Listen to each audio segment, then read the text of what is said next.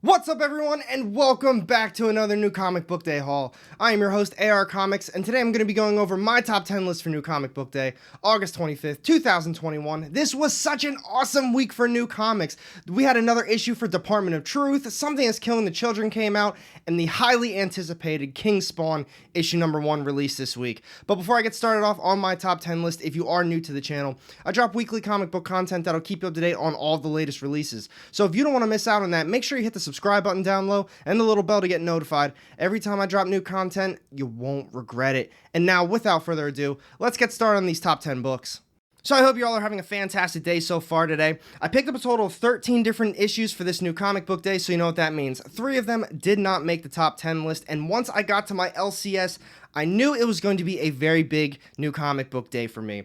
I thought during my previews video it was going to be closer to 20 issues. I knew realistically it would probably be around 17, maybe 18, but they had a brand new hardcover there that I absolutely had to pick up. I am obsessed with this series. We've got Berserk Deluxe Edition Volume 8. I have seen all of Gem Mint Collectibles videos on Berserk. I have never read a manga before, but I saw all those videos and he speaks very highly of the series, so I thought to myself, you know what, I'm going to grab Volume 1 and see how it goes. Hooked since there. I am absolutely obsessed with it. I love the artwork. I love the storytelling. As you can tell, I've got all the volumes now. I read them honestly in pretty much one sitting, and if I can't get it done in one sitting, I try to get it done in 2. Every time I flip the page, I just need to flip another one. As soon as I finish the volume up, I'm just like, man, I need the next one to come out. It truly is a phenomenal series. If you've never read manga before, I feel like if you start off with this one, it's probably one of the best ones on the market. Just my opinion, though. But after I knew I was picking this one up, I had to get a little bit pickier with which books I was going to grab this week. But I'm still very happy with the ones that I did. So, as always, with this list, I'm going to try to keep it as spoiler-free as possible. But you guys already know sometimes spoilers do happen. Just be aware of that. So with these 3 issues that did not make the top 10 list, they are in no particular order, and I'm going to try to get them through a little bit quicker. I'm not going to be going in depth with some of these reviews. But the first one today, we've got Images Vinyl, issue number 3. This is cover A. This is a series that I was really looking forward to. I really liked the first issue. I still like the artwork a lot, but it's not really going anywhere, and I don't know if this is just me. I feel a little confused as I'm reading this series, and I know it's not an ongoing. It's just going to be a limited mini run. So with what's going on right now, I don't really know who a lot of these characters are. It feels like more people are being brought in, more plot is being developed, and things are just happening, and I don't know, like I said, I think it might just be me that's confused reading it. So for those reasons, did not make the top 10 list. Moving on to this next one, I actually really did like this issue. We've got Alien, issue number 6 from Marvel. This one, it was good. It picks up pretty much right where the last one left off, and things are going from there. It's actually the end of the arc as well. I didn't know it was going to be during my previews video, and I like how they wrapped everything up. The way that they wrapped it up is kind of setting up an entire new story, but I like the info that they dropped with it, so I'm definitely going to be continuing on with this series. It just didn't happen to make the top 10 list this week. So getting that one out of the way, and the final one from Boom Studios, we've got Dark Blood, issue number 2. This is cover A. This was a series that I had really high hopes for, and so far, I haven't really liked either issue. I didn't like the first one. I was expecting a lot more to come from it, and for a 6-issue mini run, I feel like we should kind of be a little bit further, kind of with what they're doing with Eve right now. It's just nothing's really happening. We're learning a lot about the characters, a lot of the things that he's been through and just dealing with now that he's back in the United States post-war. I don't know. I'm just hoping more from the series. I think I'm going to give it one more issue because they kind of left us on a cliffhanger. So we'll go from there. But now let's talk about the real top 10 list. And here we go, kicking this list off this week, we've got coming in at number 10, this is Marvel's Strange Academy, issue number 12. This is cover A. I believe it's the end of the arc. I'm not 100% sure on that, but the way they kind of wrap this one up leads me to believe that they're going to be starting a fresh story after this issue. But like I said, not 100% sure on that.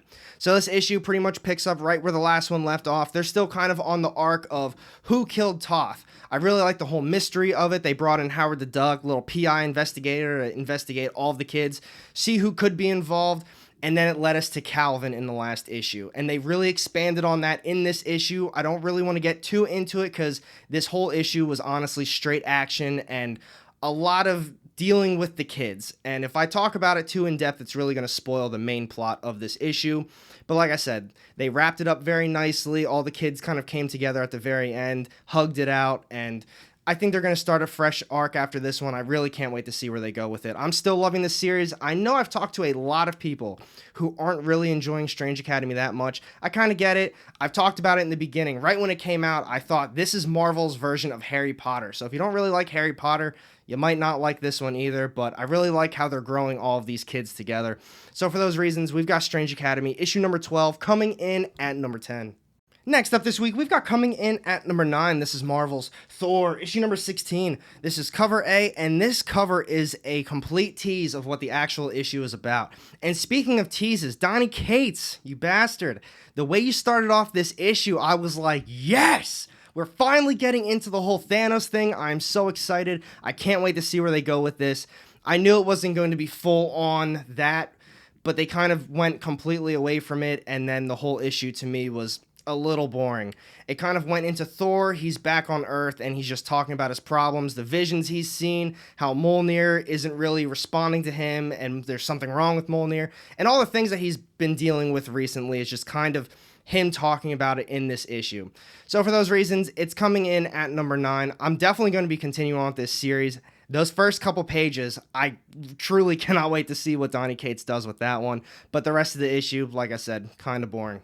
Next up this week, we've got coming in at number 8, this is AWA Upshots, The Resistance Uprising, issue number 5 of 6, this is cover A. So initially when I started talking about this series, I said you absolutely need to read the initial volume 1 of The Resistance. I thought it was very good, but it deals with the whole reborn world, and now this is a follow-up to that. So if you didn't read that, this one will make no sense to you. But as I started reading this, and I started reading more AWA stuff, there are a lot of series out there that kind of revolve around this whole reborn world and all these people that have powers that are considered reborns. I know Moths is another one that ties into this series. I suggest reading that one too because it's very good. But there's another one, I can't remember it off the top of my head, the name of it. It's the kid who has superpowers that can only use the powers for 10 seconds, I think, in a 24-hour time period, but he's also a reborn. So if you don't really read that initial Resistance series, you truly might not understand a lot of these other ones. So I kind of suggest for AWA, read a lot of the trade paperbacks, but you can still jump into some of these series. Definitely not this one though, but Moths and the other one that I was just talking about with the kid that can only use his powers for 10 seconds at a time. You don't need to read The Resistance to truly understand that one, but it'll give a nice backstory. But with this issue, picks up where the last one left off, and I kind of like where they're going with it. We've got all these young adults with these powers. They're on the run from the government, and with this issue, you kind of just heard someone else's story, and she's telling everything that she's been dealing with, I guess, over the years or the last couple months. Basically, once the government found out she had powers, what truly happened to her.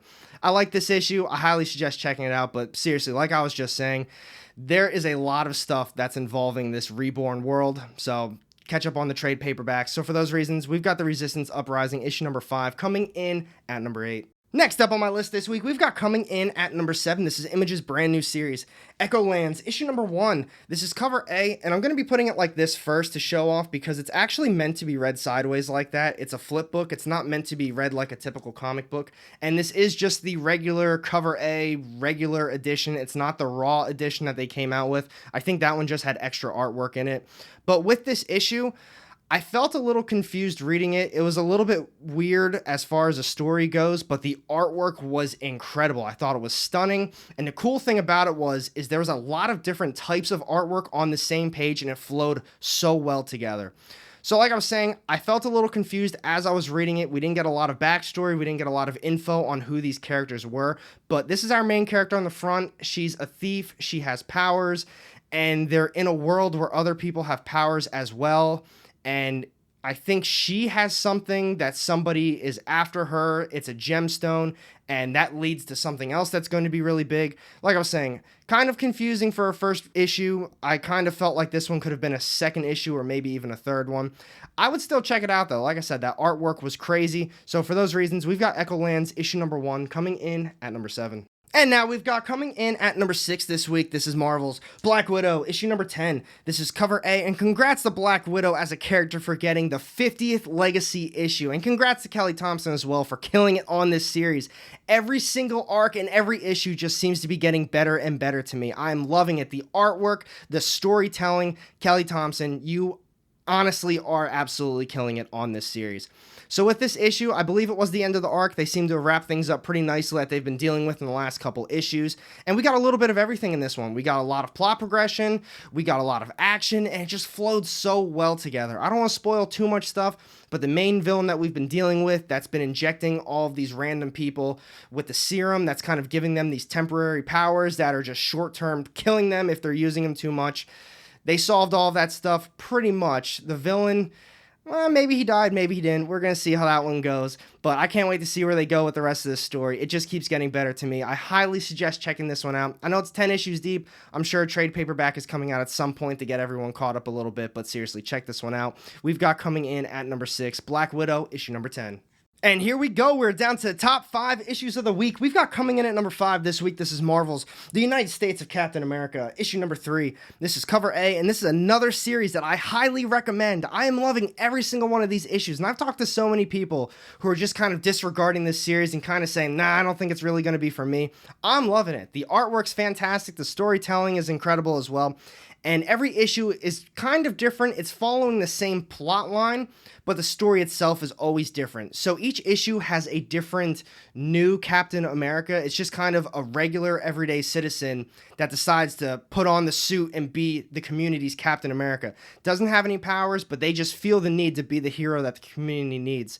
So with this one, same thing as the other 2 issues. It's Captain America and the Falcon, and they're just going to a new city, a new town, and they just run into another Captain America who's just playing hero for the city while they're still trying to figure out who these villains are that are trying to pretty much bring down the good name of Captain America. Like I've been saying, I'm loving the series. This one's been just as fun, and every one of these issues also features kind of a backup story with this Captain America, the new one for every single issue.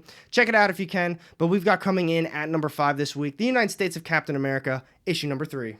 Next up this week, we've got coming in at number 4. This is Boom Studios, Something is Killing the Children, issue number 19. This is cover A, and while I absolutely love this series, I cannot stop recommending it to everybody. I feel like the last issue and kind of this issue, I wanted more out of it. It wasn't a letdown. There's just not enough story for me. The last issue, I feel like I took one breath, and by the time I was done looking at the pages, it was already over. There was barely any dialogue, and kind of same with this one, but that's what makes this story so incredible. They don't even need words all the time. They can create an entire issue, and it's just told in the artwork, and that's what makes a great comic to me sometimes. But with this one, it picks up where the last one left off. Erica Slaughter is still in her training, and like I said, there's not a lot of words. You got to look at the pictures for this one. So I'm not really going to spoil what happened. You need to experience it for yourself. But as I was saying before, I wish I had a little bit more coming out of both of these issues. Maybe if this one and the last one were combined, it would have just made it a little bit better for me, but I'm still loving it. Still a great issue in my opinion. So we've got Something That's Killing the Children, issue number 19, coming in at number 4. And here we go. We're down to the top 3 issues of the week. We've got coming in at number 3 this week. This is Image's Ice Cream Man, issue number 25. This is cover A, and this is an oversized issue with a backup story. And this issue and this series, I talk about it all the time. Ice Cream Man to me is a massive hit or miss. Some of these issues, the meaning behind them really hit home and they just have a great story. And other ones, I just think, all right, it was an all right issue. I didn't hate it. I didn't love it. It just kind of exists as a story. This one, phenomenal issue, again, in my opinion. The other one, I think it was issue number 24, is probably the best Ice Cream Man issue, in my opinion. I loved it. This one, though, as you can tell from the front cover, that's pretty much what the entire issue is. It's just a plane that's going down, and just shows the different characters on this plane. I'm not really going to be getting too in-depth with it, but the overall kind of moral to the story is just, sometimes things are out of your control and there's just nothing you can really do about the situation, and just the situation that you are in. While a plane going down is a pretty shitty situation, other ones, sometimes there's just nothing you can do and you just need to roll with what's going on. And that's how this issue was. They showed a bunch of different characters reacting to the plane going down in different ways, and I just loved it. You got to read it for yourself. The backup story was really good too. So for those reasons, we've got Ice Cream Man, issue number 25, coming in at number 3. Next up, we've got coming in at number 2. This is Image's brand new series, King Spawn, issue number 1. This is cover A of the very highly anticipated series. I'm putting it at number 2 because I haven't read a lot of Spawn. I've got the compendium sitting somewhere around here that I haven't read yet. I've read Spawn 300, and I think I've read one other issue. I don't think I've ever even read the first issue of Spawn. So to me, this feels very new. It feels very fresh. I don't know these characters, some of the characters that they talked about, especially the ones later in the issue. They have a bunch of little short stories towards the very end. I don't know who those characters are. All I know is Spawn. They talked about a villain that apparently has been around for a while, and I don't know who that is either. So all of that aside, I still really enjoyed it. It started off with a bang, literally. I love the artwork, and I think what really drew me in was the whole mystery of it and how Spawn is kind of acting as a detective. He needs to figure out who is behind these murders, what is this sigil, and where is everything going to be going so more people and more kids don't get killed. So if you're a longtime Spawn fan, please let me know down low in the comment section what you thought about this one, because maybe you appreciated it more, maybe you thought it was overhyped, but to me as a new reader, maybe I'm a little bit biased because, like I said, haven't really read much of Spawn. I thought it was very cool and unique in its own way. So we've got coming in at number 2, Images, King Spawn, issue number 1. And here we go. We're down to the top read of the week. We've got coming in at number 1 this week. This is Images, The Department of Truth, issue number 12. This is cover A, and this series always seems to find a way to just bring me back in. This issue and so many other issues, when I start to just feel a little bored with the series, it just hooks me right back. So with that Bigfoot arc that just ended, it was, I believe, 2 issues to pretty much bridge into this new arc. I was expecting so much more because it was supposed to be a Bigfoot hunt, but at the same time, it's everything I didn't expect it to be, and it was so much better than what I anticipated it to be. A few arcs ago, the 2 issues that bridged into the next arc, I can't remember the first issue, but one of them had to deal with the aliens. That issue was incredible. That's exactly what the Department of Truth is to me. Just, you know, some crazy conspiracies, and I'm loving it. This issue, start of a brand new arc, and it kind of started off how some of the other issues were part of the main plot, where it's a little bit slower. They're still explaining things about the Department of Truth, and in my mind, I'm thinking, come on, I want a little bit more plot, maybe a little bit of action, something to just really hook me. But it's the story that Tynion is writing, and I don't even realize it's drawing me in until the very end, and I have that holy shit moment, because it started off with a little story, and then it moved into the actual main issue, and we got a little bit tidbits here and there that kind of reminded us of what happened in the beginning, but it was the ending. The ending, as always, James Tynion, you are a phenomenal writer. I love all the stuff that you do. Please continue to kill it. Kill it on something that's killing the children. This series, you really are one of the top writers of 2021 so far. So for those reasons, we've got the Department of Truth, issue number 12, coming in at number 1. So what do you guys think about this week's new comic book day? There were so many new books that came out. The Department of Truth, issue number 12, definitely my top read of the week. I really didn't want to get into too many spoilers with that issue. I would love to talk about it a little bit more down low. That's an issue I just feel like if I really explained some more things, that really would have given away what was really going on in the main plot. But let me know down low in the comment section what your favorite issue of the week was and which ones you think I missed out on. And thank you for watching this video. If you did enjoy it, make sure you hit that thumbs up button. And if you don't want to miss out on any of my upcoming content, go ahead and hit that subscribe button down low and the little bell to get notified every time I drop new content. You won't regret it. And I've got 2 more videos sitting off to the side here with more of my comic book content. Click on one of those and I'll see you in the next one. Have a great day.